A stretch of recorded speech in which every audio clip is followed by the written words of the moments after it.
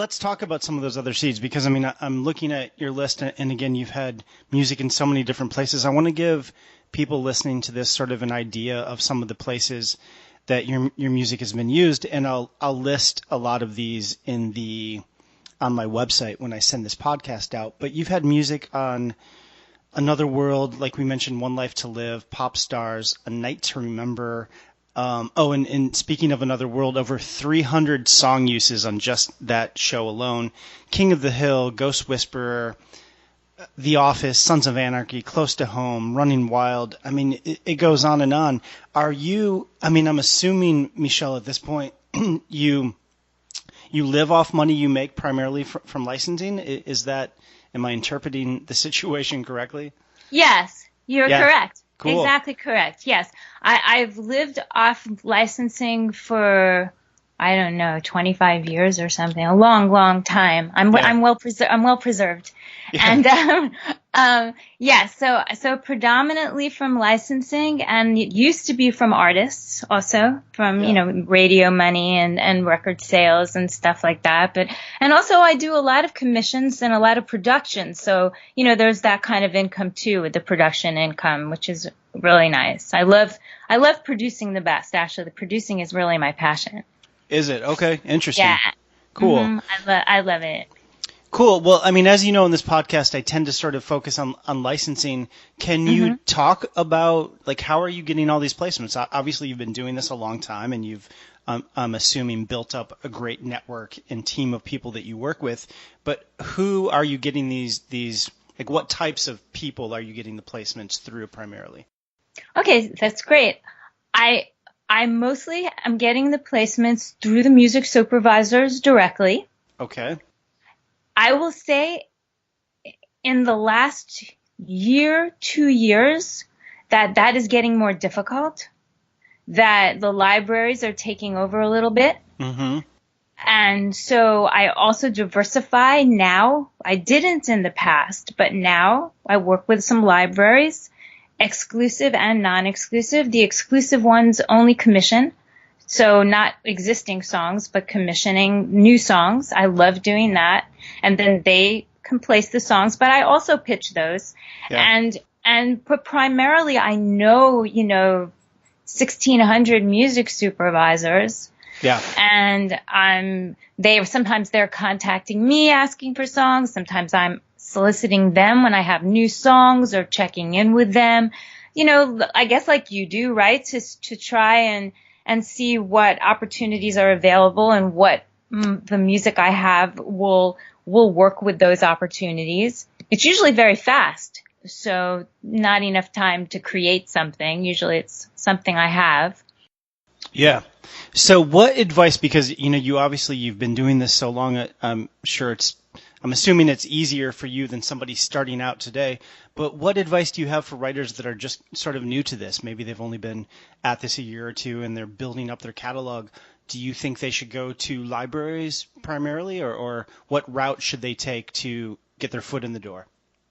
Well, I actually think that I don't have an advantage. Really? Why is that? Because I'm boring. In what sense? Because if you ask any music supervisor, they all know me. Yeah. And a lot of them will come to me because it's tried and true. But a lot of them will go, yeah, I know Michelle. What else you got? Because I've been doing it and I've been around. I believe the playing field is equal, and that's what's so exciting for new writers and artists and for your listeners. Yeah. It's so level. Because everybody wants to find somebody new.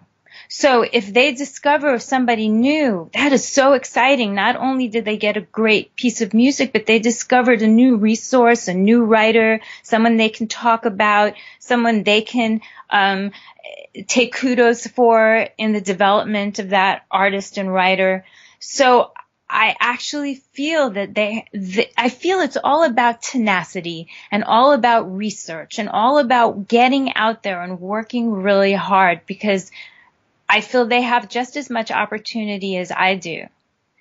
And it's interesting that way. Yeah, no, that's an interesting perspective, the idea that you're so established and you've been at this so long that everybody's sort of familiar with you. So in a sense, maybe if you're an up and comer, you have somewhat of an advantage in the sense that you have like a fresh sound. You have something new to bring to the table. Is that what you're saying? Yes, exactly. And a fresh name. Yeah. And I work with a lot of new artists, so I feel like the sounds stay fresh because I'm working with a lot of new people and different people in my team. But I feel that the name value of a new person can be very strong. So I feel that if they get out there and they try and they pitch and they schmooze, and they're honest, you know, if they put in the subject of their link, I'm new at this, I have no idea what I'm doing. Yeah. But I believe in this song for you and your project. I think they have just as much, or again, like you were saying, maybe even an advantage to for instance, my first song that I had placed in that movie, I actually submitted under a pseudonym to the director. Really? Because it was an R&B song, and I was an artist who did very, very avant-garde performance art, almost like Bjork. It was so out that the A&R guys would sit there at my shows with their jaws dropped. So when I decided and knew about this opportunity to write something very mainstream, the only way that I could give it to the director, whom I knew, because he never would have listened to it if he thought it was mine. You know, he knew what I did as a writer and an artist. I told him a friend wrote it. Interesting. And I got it in the movie. And that's how I became a pop songwriter. So it's almost the same kind of reinvention that almost later in life works. To now I'm so known, you know? Yeah. Yeah. It's an interesting situation. I hope you enjoyed this video. If you did, please subscribe to my YouTube channel below. I release a ton of new content on a regular basis related to music licensing, music marketing, and the music business in general. I should also let you know that every single day this month, every single day throughout the month of August, I'll be releasing a new video related to how to make money licensing your music in TV shows, films, ads, commercials, trailers, retail outlets, the internet, and much, much more. So every single day this month, I will be posting a new video. Subscribe to this channel to be notified. I should also let you know that the 365-day music licensing challenge is starting the 1st of September. So if you want to take consistent action every single day for an entire year towards licensing your music in TV shows, films, ads, and more, be sure to register for the 365-day music licensing challenge between now and August 31st. There is a link for more information below this video. I'll see you tomorrow in the next video. Have a great day.